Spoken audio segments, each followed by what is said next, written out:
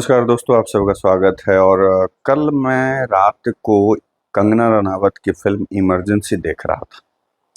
Emergency के आखिरी पड़ाव में जब इंदिरा गांधी का वो सीन दिखाया जा रहा था, जिसमें वो बिहार के बेलछी, पटना जिले में मतलब हरनौत के पास बेलछी गांव जब आती हैं, और जिस तरीके से उसको दिखाया गया या जैसा प्रति मतलब बताया गया, जस्ट उसके विपरीत ये कहानी है। अब पता नहीं कंगना रनावत ने सोची समझी रणनीति थी उसकी, या जानबूझकर किया गया था, क्या है मन में था पता नहीं। लेकिन मुझे लगता है कि कंगना रनावत को राजनीति अच्छे तरीके से आती है और या सीख चुकी है, क्योंकि जिस तरीके से मतलब उन्होंने इस चीज को दर्शाया है या फिल्मांकन किया है, वो बिल्कुल उसके जस्ट विपरीत ये कहानी है। मतलब एक तरह से कह सकते हैं कि एक तरह से नहीं, ये पूरे तरीके से कह सकते हैं कि उस दृश्य को मतलब कंगना रनावत ने गलत तरीके से दिखाया है या झूठ परोसा है फिल्म में। कंगना रनावत को जैसे वो कहती है ना कि 2014 के बाद ही आज़ादी इस देश को मिली है, तो समझ में आता है कि उनकी जो है मानसिक स्थिति या उनके जो एक सोच या जो उनका मतलब एक एजुकेशन सिस्टम के ऊपर लोग सवाल खड़े करते हैं, वो ऐसे ही नहीं खड़े करते हैं। अब इसी से प्रतीत होता है। ऐसे भाई उनकी पूरी टीम होगी, रिसर्च उन्होंने किया होगा, लेकिन मैंने भी थोड़ा बहुत जब रिसर्च किया या पहले से जो सुनते आ रहा हूँ अपने पूर्वजों से, क्योंकि बेलछी जो है नालंदा के पास ही पड़ता है और मैं नालंदा जिले से बिलोंग करता हूँ, और हरनौत थोड़ी दूर पे है।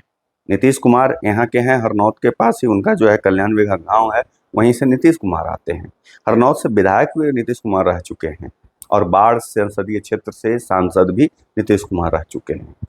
तो रही बात कि आखिर उन्होंने क्या गलत दिखाया। दरअसल क्या है कि अगर फिल्म आप देखेंगे तो कंगना रनावत ने दिखाया है कि इंदिरा गांधी को इमरजेंसी हटने के बाद और जनता पार्टी की सरकार बनने के बाद तुरंत इमिडिएटली जो है उनको जेल भेज दिया गया था, जबकि सच्चाई इसके जस्ट विपरीत है। उस समय के गृह मंत्री जो थे, तत्कालीन गृह मंत्री चौधरी चरण सिंह थे, और उन्होंने एक जरूर आदेश पारित किया था उस पे कि जिसमें जितने भी लोग इमरजेंसी में इन्वॉल्व थे उन पर केस चलाने, मुकदमे चलाने के लिए एक लिस्ट तैयार की गई थी, और उस पर उन्होंने हस्ताक्षर किए थे। और उस लिस्ट में इंदिरा गांधी का सबसे नंबर 1 पे स्थान था, सेकेंड नंबर पे संजय गांधी थे, और उनके बाद R.K. धवन जो कि इनके सचिव थे इंदिरा गांधी के। लेकिन जेल नहीं हुई थी। जेल उनको कब हुई थी? 19 दिसंबर 1978 को जेल इनको हुआ, वो भी 7 दिन के लिए। जेल क्यों हुआ? संसद विशेषाधिकार हनन और अवमानना के अभाव में संसद ने इनको जेल दिया था, इनको सजा सुनाई थी भारत की संसद ने। लेकिन इसको दिखाया गया कि उनको जेल, उस फिल्म में दिखाया गया कि जेल इमरजेंसी के वजह से उनको जेल दिया गया, ये कि कतई मतलब बिल्कुल गलत बात थी। दूसरी बात कि जेल से निकलने के बाद वो पहुंचती हैं जयप्रकाश नारायण जी के पास, जेपी जो जिन्होंने संपूर्ण क्रांति ये जो इनके अगेंस्ट में किया था, उनके पास वो पहुंचती हैं शताब्दी आरा। वहीं पे एक महिला उनको मिलती है, बेलछी से जुड़ी हुई महिला, उनका घर शायद संभवतः उसमें दिखाया जाता है कि उनका शायद वहीं की वो रहने वाली, और वो यहाँ की एक घटना का जिक्र करती हैं जिसमें दलितों का नरसंहार किया गया था। 14 लोगों को गोली मार कर करके जला दिया गया था, जो कि पूरे दुनिया में वो आग की तरह फैल गया था। और जनता पार्टी की सरकार, उस समय कर्पूरी ठाकुर यहाँ के मुख्यमंत्री हुआ करते थे, वो इन सब चीज़ों को दूसरे रूप में दर्शाने की कोशिश कर रहे थे, इस घटना को दबाने की कोशिश कर रहे थे। ये उसमें नहीं बताया गया था। लेकिन इसमें क्या है कि वहाँ पे वो महिला उनको बताती है, और उस महिला की बात को वो सुनकर वहीं से डायरेक्ट वो प्लेन पकड़ती हैं और चली जाती हैं। अब ये समझ में नहीं आता है, प्लेन जब शताब्दी आरा गई तो प्लेन उन्होंने कैसे पकड़ा। दूसरी चीज़ है कि अगर रियलिटी इसको जानेंगे तो दरअसल इसकी रियलिटी ये है कि इंदिरा गांधी जब हार गई, बुरी तरीके से उनकी हार होती है, पराजय होती है, और जब लग रहा था कि कांग्रेस अब धीरे धीरे जो है एकदम मतलब कहीं उनको एक कोई जगह मतलब रास्ता नहीं दिख रहा था, उस समय उनको ये खबर मिली। और इस घटना को 2.5 महीने तक कोई भी नेता बेलछी में नहीं पहुंच पाया था। इंदिरा गांधी पहली नेता थी जो उस घटना स्थल पे पहुंची थी। तो इंदिरा गांधी को जैसे ही ये समाचार मिला कि बेलछी में, बिहार के एक बेलछी गांव में इस तरह की घटना हुई है, दलितों को जिंदा जला दिया गया, गोली मारे गए और एक नरसंहार, उसी समय से नरसंहार का शब्द जो है प्रचलित हो गया और बिहार में दौर भी नरसंहार का चल पड़ा। तो वहां से वो अचानक से फ्लाइट लेती हैं, बिना बताए हुए पटना आ जाती हैं। और मतलब आर के धवन साथ में होते हैं, साथ में उनके साथ प्रतिभा सिंह पाटिल होती हैं, जो कि भारत की राष्ट्रपति भी बनी थी। और वो वहां से उनको लगता है कि उसमें एक उम्मीद की किरण दिखती है कि हम यहाँ से ऊपर उठ सकते हैं। वो उन्होंने राजनीतिक मौके देखे, इसमें, इस घटना में वो राजनीतिक मौका देखी कि हम कैसे इसको भुना सकते हैं। इसलिए उनका दिमाग जो है, क्योंकि वो इन सब मामले में बहुत ही शातिर दिमाग रखती थी, तो इस वजह से वो तुरंत यहाँ पे इमिडिएटली वहाँ पे, जबकि बारिश का समय था, बारिश हो रही थी, 13 अगस्त 1977 की बात है ये, 13 अगस्त 1977 की बात, और 78 में इंदिरा गांधी जेल गई हैं। लेकिन कंगना रनावत ने फिल्म में पहले जेल, फिर वो बेलछी कांड को दिखा रही है। खैर, अब इसकी सच ये जो मैं बता रहा हूँ कि वहाँ से वो पटना आती हैं, भारी बारिश हो रही है, वो अपने एम्बेसडर कार से वो आगे बढ़ती हैं, लेकिन हरनौत से पहले ही, मतलब बहुत पहले ही उनकी गाड़ी रुक जाती। फिर ट्रैक्टर की सवारी वो कुछ दूर तक करती हैं, कुछ दूर पैदल भी चलती हैं, लेकिन इतना कीचड़ था, क्योंकि बारिश का समय था, कीचड़ इतना ज़्यादा था कि ना पैदल भी नहीं मतलब पैदल चलना भी दूभर था। तब लास्ट में फिर किसी तरह से हाथी की वहाँ व्यवस्था की गई, जबकि फिल्म में आप देखेंगे कि हाथी वाला अचानक से हथमान आता है और उस पर वो चढ़ जाती है, और पूरा बढ़िया माहौल दिखाता है, मतलब आराम से, कहीं भी कोई ये नहीं कि बारिश का मौसम है या कीचड़ है या वो है ये है वो, इस तरह का फिल्म में कहीं नहीं दर्शाया गया। लेकिन सच्चाई उसकी ये थी कि वहाँ पे कीचड़ था, बहुत ज़्यादा बारिश का समय था, इस वजह से कार से वो नहीं जा पाई, फिर ट्रैक्टर का सहारा ली, उससे भी नहीं जा पाई, तो पैदल चलने की कोशिश की, उसमें भी मुश्किलों का सामना करना पड़ा। तो फिर किसी तरीके से हाथी की मंगवाया गया, और हाथी में फिर उसमें क्या था कि वो जो बैठने के लिए रहता है एक बॉक्स जैसा, वो नहीं था, ऐसे ही हाथी पर बैठना था।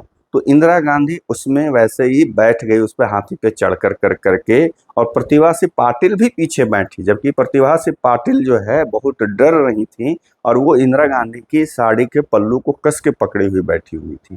तो आप जब वो दृश्य खंगालिएगा गूगल्स पे जा करके, तो आगे हाथीमान दिखेगा जो चला रहा है, हाथी को चला लेकर करके, और पीछे उसके जस्ट इंदिरा गांधी हैं, और इंदिरा गांधी के पीछे प्रतिभा सिंह पाटिल बैठी हुई हैं।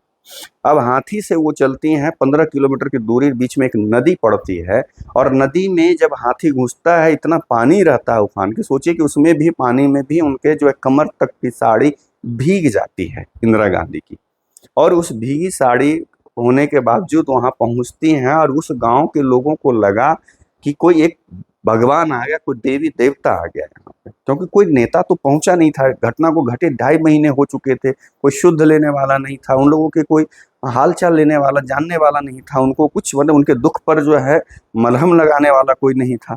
और उस स्थिति में देश का पूर्व प्रधानमंत्री, विश्व का इतना बड़ा लीडर, देश का ही नहीं पूरे विश्व का एक बहुत बड़ी लीडर थी इंदिरा गांधी, और वो उस समय वहां पे पहुंचती हैं, और वो भी पानी में भीगते हुए नदी में हाथी पर सवार होकर के पहुंचती हैं।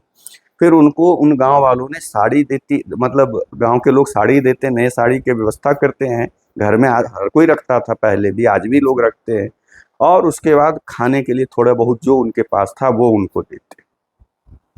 तो उसमें एक तरह से देखा जाए तो मतलब ये जो बेलछी कांड है, वो कांग्रेस और इंदिरा गांधी को संजीवनी देने का काम किया था। और उसके बाद तत्पश्चात जो है, मतलब जैसा मैंने बताया कि उसके बाद वो सीधे सीधे मतलब ये घटना एक्चुअली घटी थी 27 मई को, 13 अगस्त को गई थी, इसलिए मैंने बोला कि 2.5 महीने का ये था। 27 मई 1977 में पटना जिले का ये मतलब गांव है बेलछी, 14 दलितों की हत्या कर दी गई थी। उसमें एक 14 वर्ष का एक राजा राम, संभवतः शायद उसका नाम था, वो आग से बाहर निकल करके भाग रहा था, फिर से उसको आग में जब फिर से फेंक दिया गया था। और वहाँ पर मतलब जब इंदिरा गांधी 13 अगस्त को वहाँ पहुंची, तो वो उस समय पूरे विश्व में मतलब छा गई थी, हर मीडिया में, हर अखबारों के माने मेन पन्नों पे, मेन पृष्ठ पे जो है वो छा गई थी। अब इंदिरा गांधी की वह यात्रा जो है इस तरह से छाई कि आप सोचिए कि जिस आपातकाल के बाद चुनाव में भारी पराजय हुई हो, राजनीतिक रूप से छोटे कद हो चुके हों, और उसके बाद तब 14 दिसंबर 1977 के अंक में 24 दिसंबर माफ कीजिएगा 24 दिसंबर 1977 के अपने अंक में न्यूयॉर्क टाइम्स ने मीनू मसानी के हवाले से इंदिरा गांधी को द गॉल व मॉम जनरल की संज्ञा दी थी। और उसी समय गौर कीजिएगा, उसी समय बेलछी से लौटते वक्त इंदिरा गांधी पटना में जयप्रकाश नारायण से मिली, जबकि फिल्म में पहले दिखा देते हैं। और उनसे मतलब अगर देखा जाए तो बाद में जयप्रकाश नारायण से उनके रिश्ते ठीक हो जाते हैं, क्योंकि जनता पार्टी की सरकार जो जिस पार्टी का गठन जयप्रकाश नारायण ने किया था, और उन लोगों के आपसी मतलब स्वार्थ के वजह से पार्टी में जो चल रहा था उससे बहुत ही विक्षुब्ध हो चुके थे जयप्रकाश नारायण। तो बाद में जयप्रकाश नारायण ने इनको फिर से एक तरह से आप देखें तो उनको एक उम्मीद, क्योंकि जयप्रकाश नारायण इनको बहुत मानते थे। ये अलग बात है कि जब इनके कुछ ऐसे कारनामे ये हुए तो उससे वो दुखी होकर करके आंदोलन किए थे। उसी तरीके से जनता पार्टी से भी विक्षुब्ध हो गए थे, और फिर इनको उन्होंने सलाह दी थी और उसके बाद से फिर से सत्ता में ये काबिज हुई थी। तो कुल मिलाकर करके अगर देखा जाए तो मतलब ये जो कंगना रनावत है, पता नहीं अब इसमें क्या है, इंदिरा गांधी को जिस तरीके से उस सीन में खास करके मैंने देखा कि जैसा दिखाया गया, प्रतीत किया गया कि सही में इनको अंदर से दर्द था बेलछी के कांड के प्रति। और वहाँ पे एक उनके जयप्रकाश नारायण के पास एक महिला मिलती है और वो घटना सुनाती है, तुरंत वो भाव विह्वल होकर चली आती। जी नहीं, उन्होंने इसको राजनीतिक फायदे के तौर पे देखा था, और इसलिए वो आई और उसको राजनीतिक उसका फायदा मिला उनको, और उससे फिर से वो संजीवनी उनको मिली। और 1907 उसी समय फिर कुछ समय के बाद उनको जब जेल भेजा गया तो पूरे देश में मतलब जो है एक तरह से दंगा जैसा माहौल बन गया, जगह जगह पे दंगा होने लगा, और आधा रोटी खाएंगे इंदिरा को जिताएंगे के नारे जो है सभी जगह लगने लगे थे। और फिर इंदिरा गांधी ने फिर से चौधरी चरण सिंह को जो है समर्थन दे कर करके सरकार बनवाई। फिर जनता पार्टी की सरकार बनी थी, लेकिन चौधरी चरण सिंह प्रधानमंत्री बने थे और मोरारजी देसाई साइड हो गए थे। और उसके बाद ये चाहती थी कि ये सारे जो मेरे ऊपर आरोप इमरजेंसी के जितने भी केसेस हैं वो वापस ले लें हमारे और संजय के ऊपर से। लेकिन चौधरी चरण सिंह का जो कहता है ना कि वो इनको चिढ़ाने लगे थे। अगर आप इनसाइड मतलब इमरजेंसी स्टोरी जब पढ़िएगा उसमें आपको ये चीज़ें मिल जाएंगी कि उसमें वो आते जाते मतलब एक बार क्या हुआ कि चौधरी चरण सिंह इनको कहते हैं कि इंदिरा गांधी को कि हम आ रहे हैं। खुशी हुई भाई कि चलो ठीक है प्रधानमंत्री हमारे घर पे आ रहे हैं, तो उस तरीके से तैयारी की गई और इंदिरा गांधी पूरा मतलब माला वगैरह लेकर करके वो खड़ी थी दरवाजे पे, और चौधरी चरण सिंह की गाड़ी जो है दरवाजे तक आती है, और वहाँ से थोड़ी देर रुकती है और अचानक से फिर निकल जाती है। वहाँ पे चौधरी चरण सिंह नीचे नहीं उतरते। लेकिन इंदिरा गांधी का क्या था ना कि उनका ईगो अगर हट हो गया तो फिर वो बकसती नहीं थी, और उस तरह से उनका ईगो हट हुआ और उन्होंने समर्थन वापस लिया। फिर से चुनाव हुए 1980 में, और प्रचंड जीत के साथ फिर से सत्ता में काबिज हुई इंदिरा गांधी। अब एक्चुअली देखिए कि बेलछी की घटना थी क्या, बिहार विधानसभा मतलब मैंने बिहार इससे मतलब पटना से करीब 70 किलोमीटर दूर है। हमारे लिए तो नज़दीक है, लेकिन अगर आप पटना से आते हैं तो बेलछी 70 किलोमीटर दूर है। और यहाँ पे दलितों का नरसंहार हुआ था। इसमें कुर्मी जाति के गिरोह ने बेलछी गांव के दलितों पर हमला कर दिया था और जमकर गोलीबारी की थी।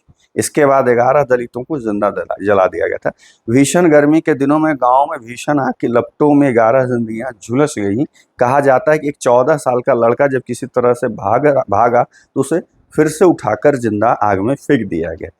इंदिरा गांधी इसको एक अवसर के तौर पर देखी थी, न कि उनके अंदर ये जानकर वहां पे किसी ने बताया और उनको बहुत ही दुख हुआ और तब हुआ है। जी नहीं, और उन्होंने बेलछी जाने का प्लान बना लिया। और उस समय सोनिया गांधी उस वक्त उनको जो हालात थे उस हालात का हवाला देकर उन्हें रोकने की कोशिश की, लेकिन इंदिरा ने एक भी नहीं सुनी। जवियर मोरो की किताब दी रेड साड़ी में इस घटना का जिक्र विस्तार से किया गया है। वह लिखते हैं कि 13 अगस्त 1977 के दिन पटना में भारी बारिश हो रही थी। इंदिरा गांधी विमान से पटना पहुंची और बेलछी की ओर रवाना हो गई। हालांकि वह कार से बेलछी नहीं पहुंच सकी थी, बारिश और कीचड़ ने उनका रास्ता रोक दिया। इसके बाद वो कुछ दूर ट्रैक्टर से चली, कि जैसा मैंने पहले ही आपको इसके बारे में बताया। इंदिरा के साथ के लोगों ने उन्हें आगे न जाने की सलाह दी। लेकिन उन्होंने बेलछी पहुंचने की ठान ली थी। बीच में एक नदी भी थी जो बारिश की वजह से उफान पर थी। अब दिक्कत थी कि इंदिरा गांधी को नदी कैसे पार कराया जाए, तभी वहां एक हाथी का इंतजाम किया गया, न कि हाथी खुद चल बने कोई लेकर के आ गया था। हाथी पर बैठने के लिए हौदा नहीं था, जो मैंने बोला वो बॉक्स जैसा रहता, उसको हौदा भी हम लोग बोलते हैं। इंदिरा गांधी इस पर बैठने को तैयार हो गई। इंदिरा गांधी के पीछे प्रतिभा देवी सिंह पाटिल बैठी थी। वह इतना डरी थी कि इंदिरा गांधी की साड़ी का पल्लू पकड़कर बैठी हुई थी। कमर तक पानी में चलकर आखिरकार वह बेलछी गांव पहुंची गई। अपने पूर्व प्रधानमंत्री को गांव में देखकर लोग खुशी से झूम उठे। यहाँ लोगों ने उनका जमकर स्वागत किया और इंदिरा गांधी ने उनके आंसू पोंछे। इंदिरा गांधी की हाथी पर बैठने वाली तस्वीर देश ही नहीं विदेश में भी चर्चा का विषय बन गया। बिहार के दलित स्वीकार करने लगे कि उन्होंने इंदिरा गांधी का समर्थन न कर करके गलत किया। यहीं से इंदिरा गांधी का राजनीतिक करियर एक बार फिर चमकने लगा। इस घटना के बाद इंदिरा गांधी की एक दिन की गिरफ्तारी ने उन्हें लोकप्रियता को और बढ़ा दिया। अब यही जो मैंने कहा कि जो मतलब उसमें दिखाया गया कि पहले गिरफ्तारी हुई थी, जी नहीं, इसके बाद बेलछी में आने के बाद उनकी गिरफ्तारी हुई थी कुछ समय के बाद, और वो भी संसद ने सुनाया था। तो उसके बाद क्या है कि पूरे देश में इनके समर्थन में जनसैलाब उमड़ पड़ा और ऐसे भी जनता पार्टी से लोग नाराज हो गए। एक्चुअली अब इसमें आगे और जोड़ देते हैं जिससे आप लोग क्लियर हो जाएं कि बेलछी आखिर जो नरसंहार हुआ था वो हुआ क्यों था। बेलछी के नरसंहार के पीछे जमींदारों का आतंक था। अब जमींदार का मतलब लोग समझ लेते हैं किसी पर्टिकुलर एक जात से, जबकि ऐसा नहीं था। महावीर महतो कुर्मी था और सिंधवा हरिजन था। ये दोनों की दोस्ती वो पहले थी। पहले दोनों साथ ही रहते थे, साथ ही माने रह कर कुछ भी करते थे। लेकिन बाद में सिंधवा नालंदा से बेलछी चला गया। वो नालंदा में था लेकिन बाद में बेलछी चला गया। वहीं महावीर महतो दलितों की फसलों को लूट लिया करता था। इस काम में कुर्मी जोतदार मदद करते थे, वहीं वह दलितों की जमीनों पर कब्जा कर लेता था। सिंधवा और महावीर में ठनी रहती थी। इस बीच महावीर के गिरोह के एक शख्स की हत्या हुई। 27 दिन बाद उसकी लाश मिली। अब महावीर ने सिंधवा को सबक सिखाने के लिए बेलछी में हमला कर दिया।